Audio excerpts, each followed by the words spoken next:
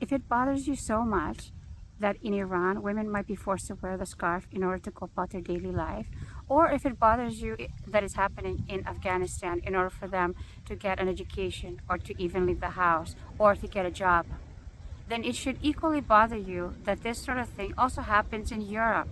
There are many countries in Europe, like France, Germany, Belgium, Netherlands, Spain, Italy, where they have various different laws preventing women from wearing certain kinds of clothes.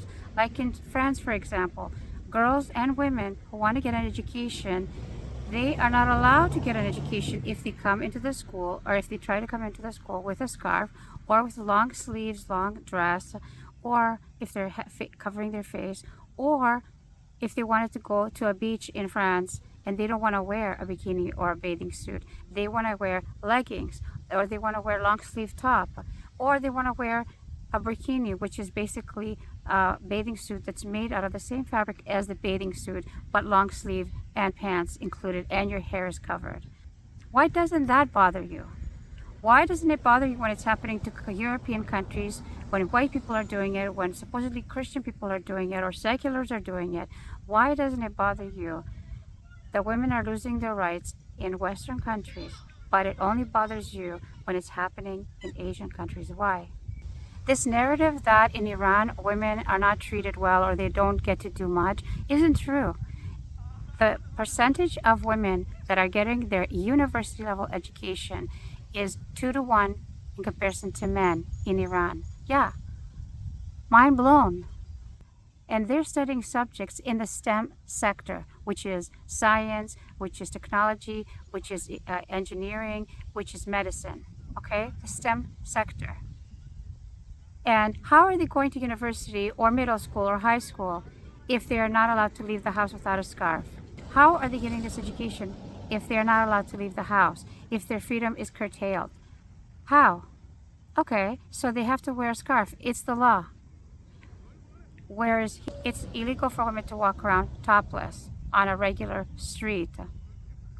Why are you following that rule? Why don't you just walk around without covering your waist up area? Why?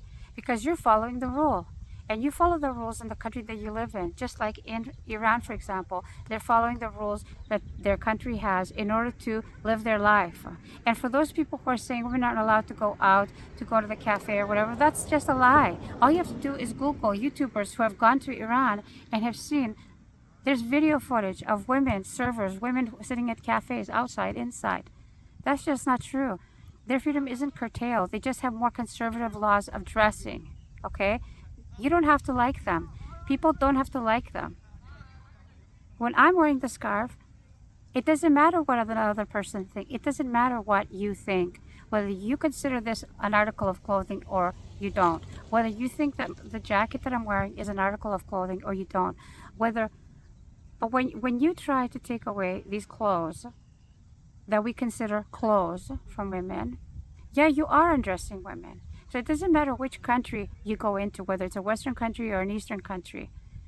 The fact of the matter is, men are deciding and making these laws to take women's clothes off or put them back on by force. Men.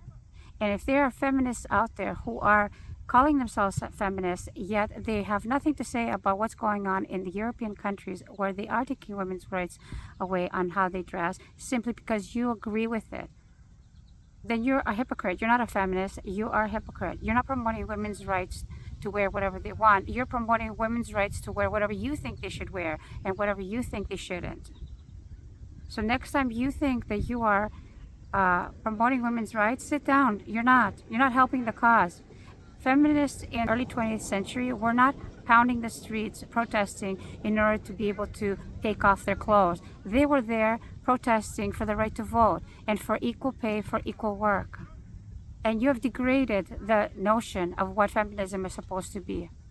That's not what it is. It's supposed to be all-inclusive for all of us, not just for you to decide what I should be allowed to wear or not to wear. If I choose to cover my face, I choose to cover my face. If I choose to wear a headscarf, I choose to cover to wear a headscarf. It's not your choice. It's an individual's choice. And even if you consider the laws that they have in Eastern countries barbaric, Is that a reason to go and BOM them? Is that the reason? You think that you're going to go give somebody freedom like that? Because it didn't work in Libya, it didn't work in Syria, it didn't work in Afghanistan, it didn't work in Iraq. And none of those countries fared better after the US was gone, after NATO was gone, after UN was gone.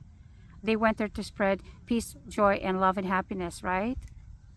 Just look in the mirror who the actual violent person is, who the actual violent countries are. It's not the countries that are going there and it's not the countries that are trying to live their lives and trying to expel the colonizers. It's us, the Western countries. And if you're Greek and you have a problem with what's going on in Iran or Afghanistan, why don't you look in your own backyard? Because the amount of women getting killed every year in Greece by their partners is every 2-3 weeks a woman gets killed. And by the way, those numbers are very similar in France and Germany and the UK. Women being killed by their own partners. You have nothing to say. What you're saying has no value because you don't want to use those ethics, and I quote heavily, across the board for everybody. You want to use them whenever you feel like it. And by the way, bottom line is all the countries that the U.S. has gone into to give them freedom and democracy, and you all have followed suit. All the Western countries have followed suit behind them, towing the same line. None of them were left in a better situation, and those wars were not officially won. You didn't officially win anything.